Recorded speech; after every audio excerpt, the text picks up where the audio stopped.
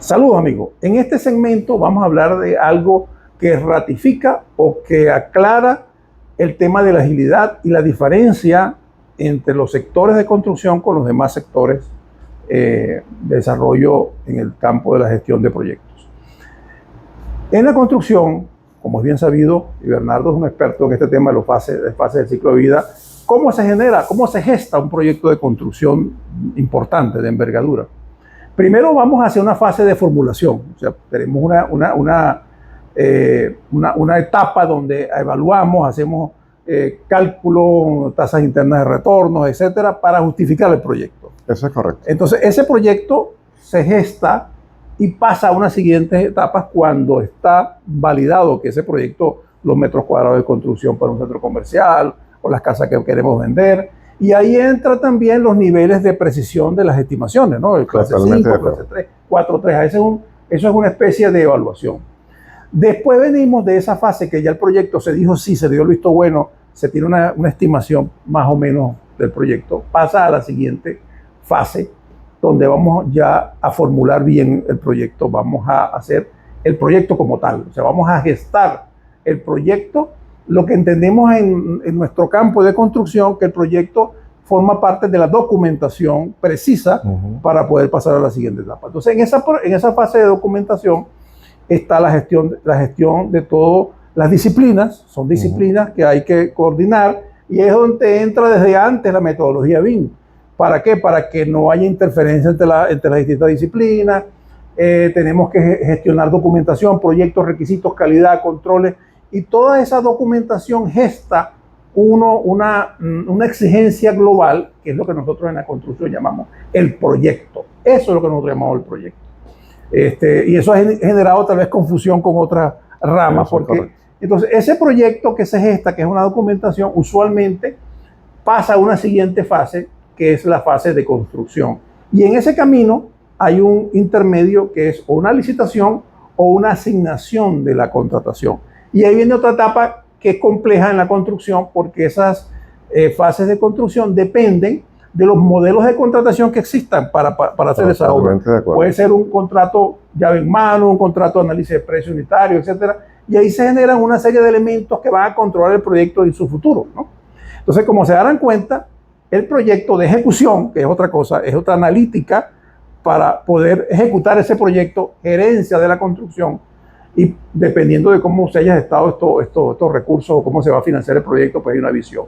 Entonces, después que nosotros hacemos, hay unas fases allí. Todo, viene la fase de prueba, si es para el sector petrolero, viene el pre-commission, el commission, etcétera. Toda una serie de fases, pero como nos damos cuenta, esto viene en una fase totalmente cascada.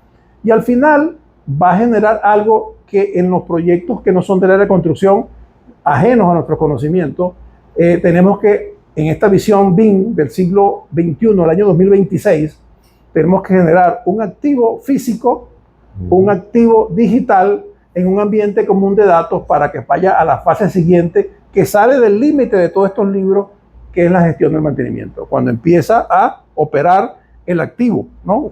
Ya el activo se ha entregado, está operando y entra en otros principios, en otras, que hay guías incluso para eso, para mantenimiento. Entonces, esa es la visión que tenemos que tener claro cuando hablamos de agilidad, dónde la queremos aplicar en cada una de estas fases, si tenemos claro, porque de hecho sí se puede aplicar, pero en determinadas etapas. Bernardo, ¿qué te parece? Excelente, tu explicación muy buena por lo siguiente. El PMBOK llega hasta un punto donde dice, aquí llego con el proyecto. La entrega del producto, la entrega del edificio, la entrega de la refinería. Entonces, esa etapa de operación, de evolución del mantenimiento prefectivo, correctivo, no está aquí, pero sí está en BIM. En la sexta y en la séptima etapa de BIM. La pregunta es, ¿qué hacemos? Aquí yo siempre he dicho que el tema ágil, ahora que manejo BIM, después de más de 10 años, también les puedo comentar que la agilidad en construcción se hace con Building Information Modeling, que es una metodología colaborativa, y por supuesto detrás va Lean Construction, construcción sin vicio, sin pintura, y va a la técnica del último planificador con los famosos contratos colaborativos. Eso a su vez forma un ciclo de vida que bajo la estrategia del PMBOK y del PMI no son tan visibles. Y es la verdad, ¿por qué? Porque el PMI nos dice, vamos a hacer una gestión del alcance, una de programa, una de costo, una de calidad, una de riesgo, una de interesado, y tenemos el plan de gerencia de proyectos, pero en BIM tenemos el BEP, el BIM Execution Plan, que tiene mucho más contenido, más abundante para lo que sería un proyecto que se desarrolla bajo la óptica de Building Information Modeling. Pero al final, todo esto tiene un ciclo de vida que es predictivo. Tenemos etapas una detrás de las otras. Y es muy cierto lo que decía Leonardo. Yo tengo que definir el alcance. Eso no quiere decir de que no haya cambios de alcance durante la ejecución. Creo que sí. Puede ser que el cambio de alcance lo solicita el cliente porque se le olvidó algo. Pero yo como contratista me daría mucha vergüenza decir, en mi oferta me equivoqué porque no leí lo que tenía que leer y en las reuniones de explicación tampoco pregunté. Entonces, quienes trabajamos y quienes hemos trabajado en ciclos de vida predictivos en construcción, siempre nos cuidamos de un buen alcance bien definido, de un tiempo bien definido, de un costo definido y por supuesto de buena calidad al 100%, no es negociable. ¿Funciona o no funciona? Cuando hablamos del tema petrolero, hay un tema que me encanta, que es el tema de soldadura. Porque ahí hay una prueba que nos dice, ¿hay porosidad o no hay porosidad? Y si hay porosidad, tengo que reparar dependiendo del estándar que la organización haya definido antes de hacer el trabajo. Pero en construcción también tengo una prueba que no es soldadura. Es de hormigón, es de concreto, porque si la columna no tiene la resistencia para la cual fue diseñada, ¿qué tengo que hacer? Tumbar la columna o tumbar la placa de concreto a la fundación. Entonces, al principio yo decía de que hay muchos estándares, metodologías, herramientas de gestión de proyectos. Y somos nosotros, los project managers, los gerentes de proyectos, los responsables de decidir cómo lo hacemos. Si es con un ciclo de vida predictivo en cascada, si es un ciclo de vida adaptativo para software, o si es un ciclo de vida híbrido donde posiblemente, según mi experiencia, quienes construyen van por este lado, quienes desarrollan el software de aplicación al edificio inteligente van por este lado, pero tengo un PMs, un gerente de proyecto que está gerenciando ambos procesos.